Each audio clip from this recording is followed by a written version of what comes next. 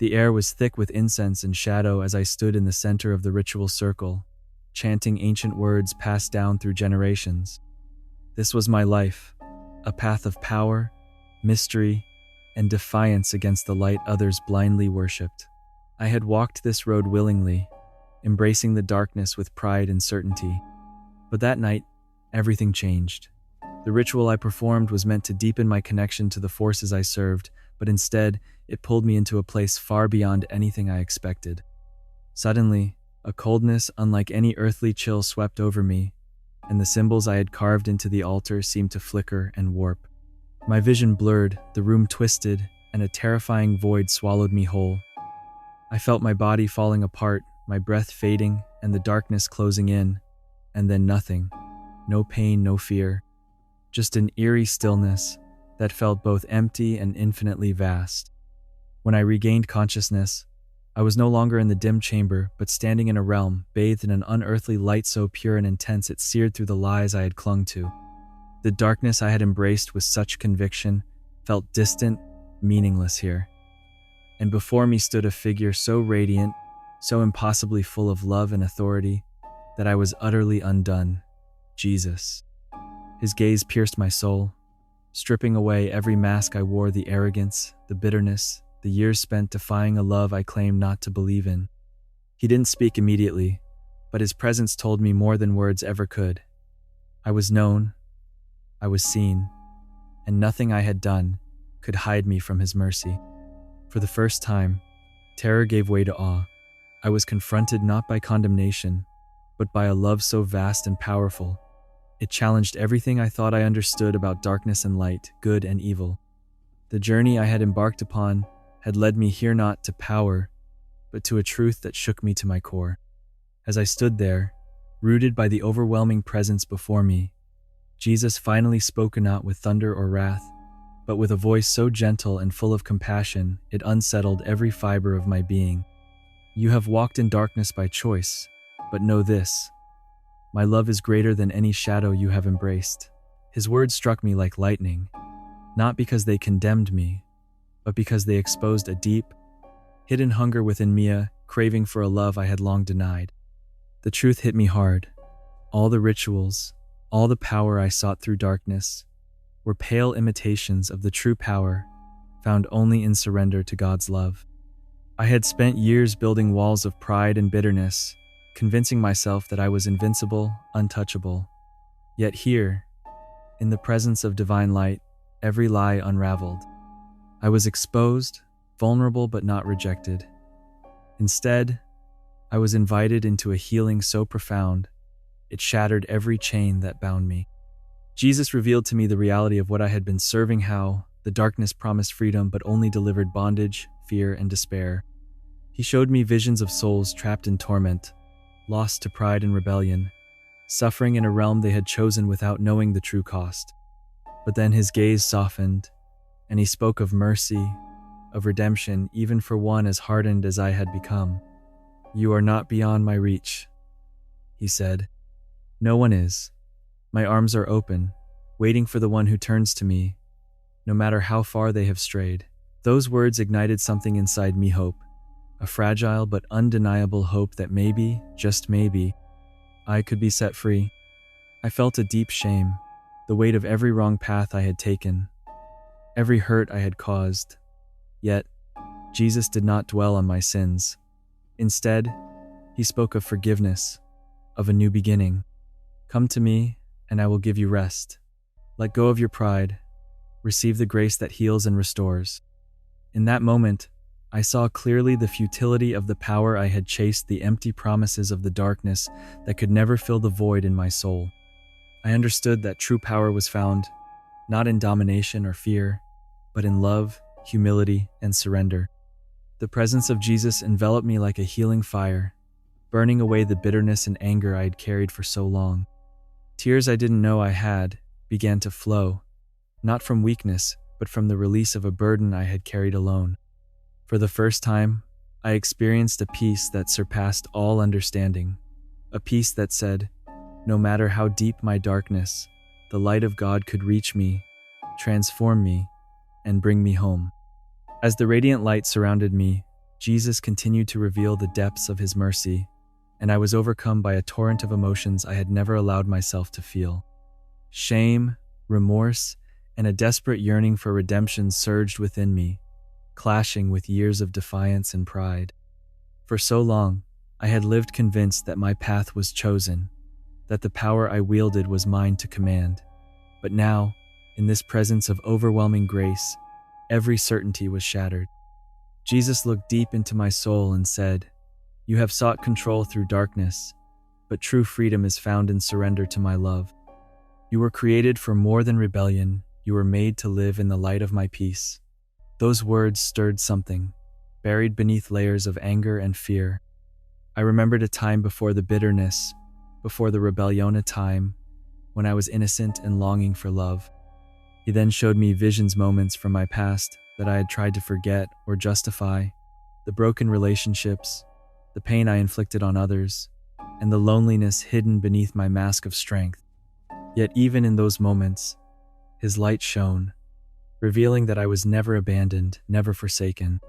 "I have carried your pain," he said softly, "and I offer you healing, not through punishment, but through grace. Receive it now." I felt a warmth flooding my heart, a healing balm that soothed wounds I thought were too deep to mend. The truth I had rejected was laid bare. God's mercy was infinite, and no darkness could overcome his light. I was invited not just to forgiveness, but to transformation, a new life where past sins no longer defined me. Then, a vision of the consequences of my choices unfolded before me, a stark glimpse of the torment faced by souls who rejected this love, trapped in endless despair. It was a warning, not to condemn, but to awaken me to the gravity of my rebellion and the urgent need for change. Yet, even in this vision of hell, Jesus' voice pierced the darkness. "My desire is for all to be saved, to return to me in love. Your story is not yet finished. Turn to me, and I will make you new." In that moment, I realized the depth of God's patience and compassion. Despite all I had done, I was still offered a chance to be made whole.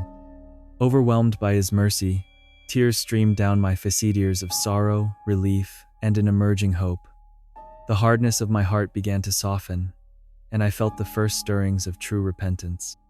For the first time, I longed to leave behind the shadows, to embrace the light that promised freedom and peace beyond anything I had known. The light around me grew even more intense, yet it no longer blinded me. Instead, it illuminated every hidden corner of my heart. Jesus continued to speak with a love so deep, so patient, that it felt like the very essence of forgiveness was being poured directly into my soul. I could feel the years of bitterness, pride, and darkness dissolving under his gaze, replaced by a trembling hope I had long thought impossible. He said, "You have been caught in a web of lies, believing power comes from control and fear, but true power is love that is willing to lay down all pride and surrender to me. You were created to be a beacon of light, not a prisoner of darkness." His words broke through my defenses like a flood, washing away the hardened shell I had built. I saw flashes of my life, moments where I chose anger over peace, rebellion over grace, vengeance over forgiveness. Yet even in those darkest times, Jesus' light was present, waiting patiently for me to turn toward him. "Do not fear," he said gently, "for my mercy is greater than all your sins. I stand ready to heal your wounds, to restore what has been broken. You are not beyond redemption." That promise pierced the deepest part of me, igniting a desperate longing to be free. Then came a vision of the spiritual battle, a stark contrast between the torment of those who reject God's love and the peace of those who accept it. I witnessed souls trapped in endless despair, their pain fueled by pride and rebellion. It was a terrifying sight, but it also strengthened my resolve to seek a different path. Jesus extended his hand to me, his eyes full of compassion. "Come to me. Let go of your hatred, your fear, your need for control. Receive the grace I offer and be made new."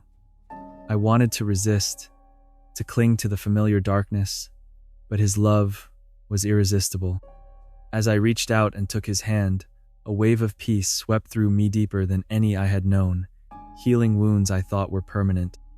The chains of my past began to fall away, replaced by a lightness that filled every corner of my being. In that sacred moment, I was transformed, no longer a priest of darkness, but a seeker of truth, mercy, and love. I understood that my journey was only beginning, that I had been given a second chance to live in the light, to bear witness to the power of God's grace. Tears of joy and repentance flowed freely as I surrendered completely, knowing that though the road ahead would be difficult, I would never walk it alone. In the boundless light of that realm, Jesus began to unveil a vision of the world I was destined to return to, a world still gripped by darkness, misunderstanding, and pain. He showed me the faces of countless souls wandering in spiritual blindness, many trapped in despair or clinging to the very shadows I had once embraced. The weight of this revelation crushed my heart. I realized how deeply broken the world truly was, and how much healing it desperately needed. Jesus' voice was tender, yet unwavering as he said, "You are called not only to be forgiven, but to be a witness. Your life will testify to the power of grace and redemption. Though you once walked in darkness, now you will walk in the light, and through your testimony, many will find their way home." A profound sense of responsibility settled over me. I was no longer just a man who had served the darkness. I was now an instrument of God's mercy, tasked with sharing a message of hope to those still lost. It was both humbling and terrifying. I remembered the hostility I had faced in the earthly realm, the rejection from those who could not understand my former life or the transformation I had undergone. Yet I knew that truth and love demanded courage. Jesus showed me scenes of future encounters, moments where I would face opposition, ridicule, and danger. "The path will be difficult, but remember, my strength will uphold you," he assured me. "Your witness will pierce the hearts of many, breaking chains and setting captives free." I saw flashes of my own former comrades, still trapped in their rebellion, and felt sorrow for their blindness. But Jesus reminded me that judgment was his alone. "Love them from afar," he said. "Pray for their salvation, but do not carry their burdens. Your burden is to walk in my light." Then, he spoke of forgiveness, not just receiving it, but extending it. "Forgive those who persecuted you, those who led you astray, and even yourself for the years lost in darkness. Forgiveness frees the soul and prepares it for true peace." The enormity of this call overwhelmed me, but within it, I found a profound peace. I understood that my past did not disqualify me from being a vessel of grace. It was the very foundation upon which God's mercy would shine most brightly. Tears streamed down my face as I accepted this mission. The fear and bitterness that once defined me gave way to hope and determination. I was being reborn not just spiritually, but as a bearer of light in a world desperate for redemption. With renewed strength, I reached out to Jesus, ready to embrace the journey ahead, knowing that his love would guide and sustain me through every trial. As the vision of my earthly mission settled within me, Jesus began to prepare me for the moment I would return to my mortal body, a body once bound to darkness but now chosen for a higher purpose. The knowledge filled me with a mixture of awe and trepidation. I knew that the world I was returning to was unforgiving, especially to those who bore the mark of transformation from shadow to light. Jesus' voice broke the silence, steady and full of reassurance. "Though the path before you is fraught with trials, you will never walk alone. My spirit will be your constant companion, your strength in weakness, your light in darkness. When you face rejection, remember my love. When you feel isolated, know that I am with you." I thought of the countless times I had been scorned, the times my faith in the darkness had isolated me from those I loved. Now, that faith was being replaced with a new, unshakable trust, not in power or fear, but in divine mercy and love. The transformation I had undergone was not just spiritual but practical, preparing me for the battles ahead, both internal and external. Jesus continued, "You will face hostility from the world, and even from those who once stood beside you. Yet, you are called to respond not with anger or vengeance, but with humility and grace. Through your example, many will see the light of salvation and be drawn to it." His words stirred a fierce courage within me. I understood that forgiveness was not just an act, but a lifestyle, a radical way of living that defied the natural impulses of anger and resentment. It would be difficult, but I was empowered by the promise that love conquers all. Then Jesus spoke of healing, the healing I must seek within, and the healing I was called to offer others. You will encounter broken souls, wounded by sin and despair.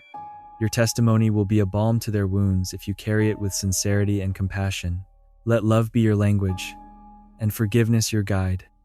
The depth of this calling was overwhelming. I was not simply being restored. I was being sent forth as a healer, a light bearer, a witness to the transforming power of God's mercy. Before I left the realm of light, Jesus placed his hands on my head in blessing. Go in peace, my child. Be a living testament to my love. The darkness you once knew will not define you. Only the light you now carry will endure. With that blessing, a profound sense of peace washed over me, stronger than any fear or doubt. I was ready to return not as the man I had been, but as the man I was called to become, forever changed by the encounter with divine love. The moment to return to my earthly body grew near, and though I felt a strange pull back to the world I had left, I was no longer the same man who had embraced darkness and defiance. The transformation within me was profound, rooted not only in forgiveness but in a new identity forged by love and grace. I was reborn a child of the light, called to bear witness to the mercy that had reached even the deepest shadows of my soul. As I prepared to cross the threshold, Jesus looked upon me with eyes full of compassion and expectation. Remember, he said, the journey ahead will test your faith and resolve. You will face rejection, scorn, and temptation. But never forget that my love will sustain you through every trial. Stand firm in the truth you have received. The gravity of those words settled heavily in my heart. I knew well the hostility that awaited me, former comrades entrenched in darkness, family and friends who could not understand my transformation, and the inner battles that come with leaving behind a life once familiar. Yet, with Jesus' presence within me, I felt empowered beyond anything I had known. He continued, "You will be a light to those lost in darkness. Your story will inspire hope and lead many to salvation. Do not be discouraged by setbacks or opposition. Every moment you endure in faith is a victory over the forces that seek to keep souls in bondage." I felt a surge of determination. The past no longer held power over me. My future was now shaped by the grace and purpose imparted by the divine. I was no longer bound by fear or bitterness, but driven by a mission to share the love that had set me free. Jesus placed his hands upon me once more and blessed me. Go forth with peace and courage. Your life is now a testament to the power of redemption. Live boldly, love deeply, and forgive endlessly. As I felt my spirit beginning to return to my physical form, I carried with me an unshakable peace that transcended all understanding. I was ready to face the world anew, not as a servant of darkness, but as a warrior of light, armed with the truth of God's mercy. And though the road would be hard, I knew I would never walk it alone. The love of Christ was now my strength, my shield, and my guide through every trial that awaited. As consciousness returned to my body, the sterile coldness of the ritual chamber felt alien compared to the overwhelming warmth of the divine presence I had just left. Every breath I took was a reminder of the fragile life I still held, but within me burned a new fire, a fire of transformation and purpose that no darkness could extinguish. The man who had once reveled in shadows was gone. In his place stood someone reborn through the boundless mercy of God. The transition back was not easy.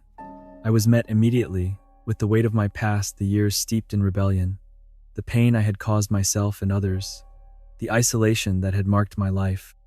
Yet, I no longer faced this burden alone. Jesus' words echoed in my heart, "You are forgiven, you are loved, you are called to a new life." In the days that followed, I wrestled with profound changes. The rituals that once empowered me now felt hollow. The power I sought in darkness paled beside the freedom I found in surrender. My heart, once hardened, was softening, opening to truths I had long denied. I experienced a yearning to seek forgiveness from those I had wronged and to extend grace where I had once held judgment. The journey was not without struggle. Friends turned away, unable or unwilling to accept the transformation. Enemies mocked, sensing weakness in my newfound humility. But amidst the rejection, I found a peace that surpassed all understanding, a peace anchored in the unshakable love of Christ. I began to share my story, not to boast, but to testify to the power of redemption. I spoke of the darkness I had embraced and the light that had shattered it. Slowly, hearts softened, lives were touched, and I witnessed the ripples of grace extending beyond my own transformation. Most profoundly, I learned to forgive. Forgive myself for the years lost in rebellion, forgive those who had sought to harm me, and forgive the world for its ignorance. In forgiveness, I discovered freedom, and in freedom, I found the courage to live boldly in the light. Now, every day is a testament to the mercy that saved me. I walk a new path, not without challenges, but with a purpose rooted in love and service. I am no longer defined by my past, but by the grace that has made me new. And as I move forward, I carry one truth above all. No one is beyond the reach of God's mercy, no soul too lost to be found. The darkness may have been my past, but the light is my future, forever shining, forever redeeming.